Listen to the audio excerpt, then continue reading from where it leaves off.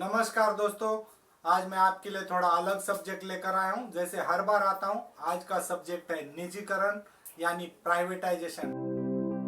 हाँ दोस्तों, आज हम प्राइवेटाइजेशन पे बात करेंगे क्योंकि सरकार ने अपनी बड़ी 28 कंपनी बेचने को निकाली है, जिसका मैं विरोध करता हूं। मैं विरोध क्यों करता हूं ये समझने के लिए प्लीज आप ये वीडियो अंत तक जरूर देखना।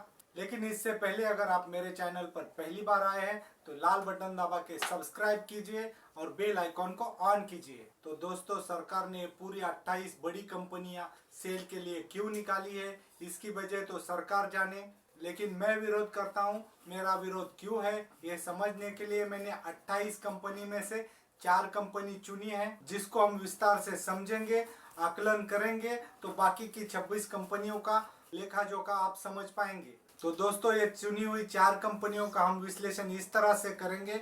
मैं अपनी तरफ से 5 पॉइंट दूंगा, उसमें से कुछ पॉइंट कंपनी बेचने के पक्ष में दूंगा और कुछ पॉइंट उसके विरोध में दूंगा। तो आइए चलते हमारी पहली कंपनी पर। पहली कंपनी है भारतीय रेल। दोस्तों, ये दुनिया की बहुत बड़ी कंपनियों में से एक कंपनी है और दोस्तों, अगर इसका हम रिव्यू नहीं देखें तो भारत सरकार को ट्रिलियन में रेवेन्यू आता है। अगर हम उसको इंडियन रुपीज में कन्वर्ट करें तो 1,97,214 करोड़ रुपीज, इतना बड़ा रेवेन्यू आता है।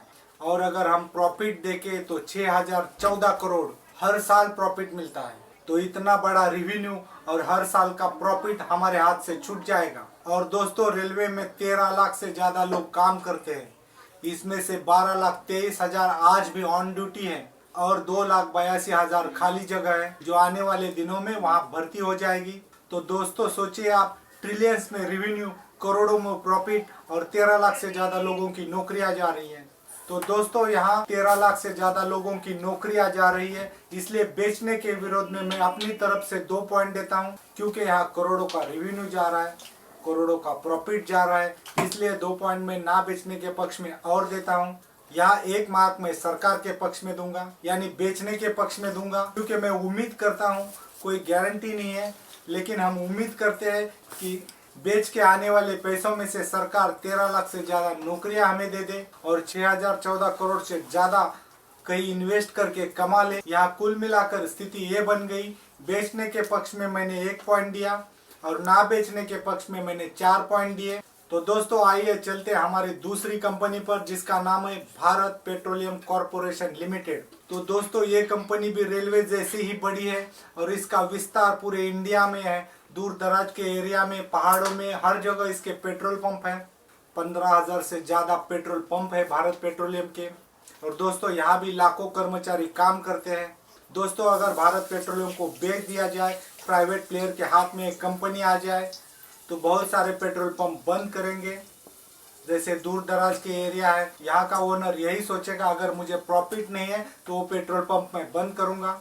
तो दोस्तों, यहाँ भी स्थिति ये बन जाती है, लाखों लोगों की नौकरियां जा रही है, इसलिए ना बेचने के पक्ष में मैं 2 पॉइंट देता हूँ। यहाँ भी करोड़ों का रेवेन्यू, करोड़ों का प्रॉफिट और इतनी सारी सर्विस जो इंडियन पब्लिक को मिलती है वो बंद हो जाएगी, इसलिए मैं ना बेचने के पक्ष में और 2 पॉइंट देता हूँ। यहाँ भी मैं बेचने के पक्ष में 1 पॉइंट दूंगा, क्योंकि यहाँ ये हो सकता है, कोई गारंटी नहीं है, सरकार आने वाले पैसों में से इससे ज्यादा और नौकरियां दे दे और ज्यादा प्रॉफिट कमा ले। तो दोस्तों, यहाँ की स्थिति भी रेलवे जैसी ही बन गई, 4 पॉइंट ना बेचने के पक्ष में और 1 पॉइंट बेचने के पक्ष में। तो दोस्तों, आइए चलते हमारी तीसरी कंपनी पर।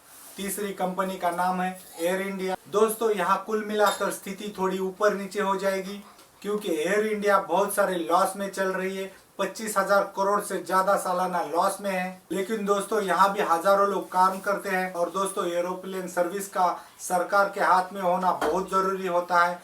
मान लीजिए कुवैत जैसी सिचुएशन आ जाए, सुनामी जैसी सिचुएशन आ जाए और आर्मी को रसद पहुंचाने के लिए जरूरत पड़ जाए, ऐसे में अगर एरोप्लेन सेवा प्राइवेट प्लेयर के हाथ में होगी तो हम कितने मजबूर हो जाएंगे। अगर एयर इंडिया लॉस में है तो सरकार बेहतर विकल्प के साथ एयर इंडिया को प्रॉफिट में ला सकती है। तो दोस्तों, यहाँ 2 मार्क में बेचने के पक्ष में दूंगा, क्योंकि एयर इंडिया लॉस में है, इसलिए 1 पॉइंट ज्यादा दे दिया और 3 पॉइंट में विरोध में दूंगा। तो यहाँ कुल मिलाकर स्थिति ये बन गई 2 पॉइंट बेचने के पक्ष में और 3 पॉइंट ना बेचने के पक्ष में। तो आइए चलते हैं हमारे चौथी कंपनी पर, जिसका नाम है IMPL, मतलब Indian medical and pharmaceutical corporation limited. तो दोस्तों IMPL की स्थिति पहले की 2 कंपनी जैसी ही है, रेलवे और भारत पेट्रोलियम, क्योंकि यहाँ भी हजारों लोगों की नौकरियां जा रही है। ये भी प्रॉफिटेबल कंपनी है।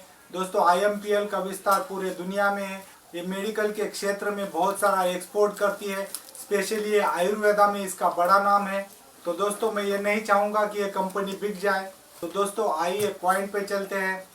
तो दोस्तों यहाँ हजारों लोगों की नौकरियां जा रही है, इसलिए मैं 2 पॉइंट ना बेचने के पक्ष में दूंगा, क्योंकि ये प्रॉफिट जनरेटिंग कंपनी है और सरकार के हाथ में मेडिकल जैसा क्षेत्र रहना जरूरी है, इसलिए मैं 2 और पॉइंट ना बेचने के पक्ष में दूंगा।